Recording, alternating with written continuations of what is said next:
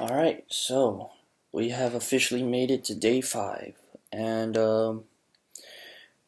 I really should have made this video like a few hours ago. It's 3:40 a.m. It's Monday, June 4th, and yeah, 5th day of being sober, and I can already see just how many good things I've done in these past 5 days versus I can't imagine if I wasn't sober. I don't know, I'd be doing something else.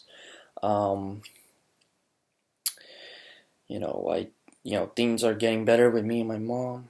Um, I think she can tell, but she's just like holding her breath, or like just waiting until, I'm maybe 100 days in, maybe waiting for a long time before she says something. But I think she can feel the difference in me. Just not arguing, not fighting, just when you're sober and you know you're gonna be sober, you don't really have, you just kind of, you don't resist, you just are. And I'm spreading the love. There's a lot of things I need to be doing, but right now I guess getting my mental state back to clarity is priority number one. um, so today is Monday. I'm hoping to get a call back from the company that I applied for and interviewed that went great last week. I'm hoping that they can really just close the deal.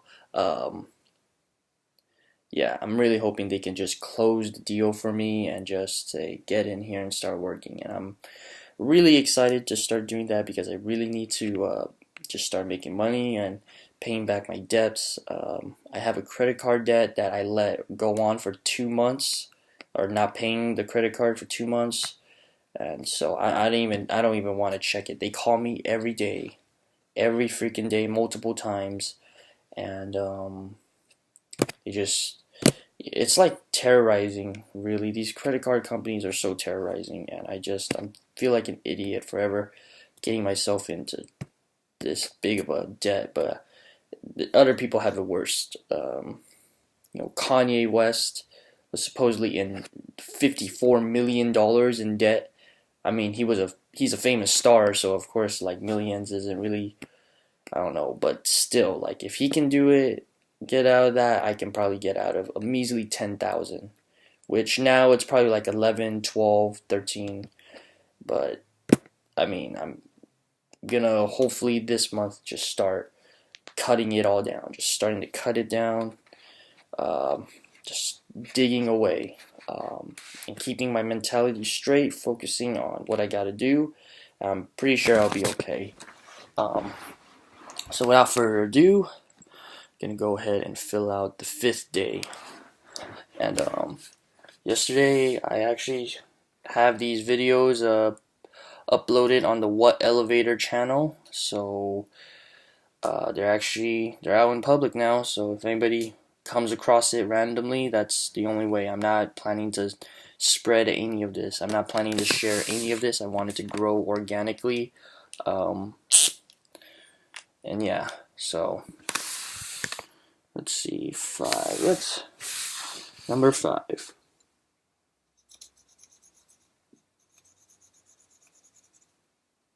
It's great. So, I don't feel like, I just feel like procrastinating. That's just my main thing. There's no more headaches. There's no more this half in, half out highness, like this gray area high. Like, I'm actually feeling pretty clear minded, actually. Yeah, I'm feeling pretty clear minded. My body sort of like, I'm actually feeling like in the mood to work out. Um, I'm feeling in the mood to go and learn and do stuff, which is great because I need the feeling of motivation to be there before I actually start doing stuff. Because now I'm just, every second I feel like I'm not learning or hitting the books or doing something productive, I feel like I get this, like, it's different from anxiety because it's like, it's just kind of like a push, or like, do it, do it, do it. It's not this like if you don't do it, then it's all gonna go to hell. But it's just more like you know you should be doing this, so go and do it. Like it's only gonna help you, and yeah, it's pretty great. I don't have much else to say about that other than I guess like I should just stop procrastinating. Like right now it's 3:45 a.m. Deciding whether I should just go to sleep or if I should hit the books. I have a lot of stuff to be doing. I'm pretty sure once I actually start like learning, I'm just gonna keep on it. Like I'm that type of person who's like you start doing something and get into it, you really start doing it. But you have to have the why. Oof, talking about this, it's like I can feel. I don't know. It's my body is still cooling off.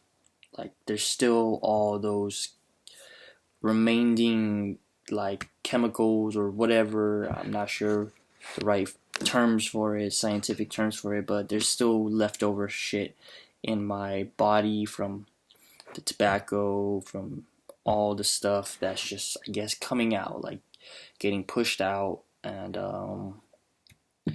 it's just I can feel a change in myself literally. Like I'm literally can say that like my actions are different, the way I speak is different, but there are a lot of variables. Like I'm uh heavily invested into like conspiracy theory research, even though for me it's not conspiracy theory research. I just really look into what's going on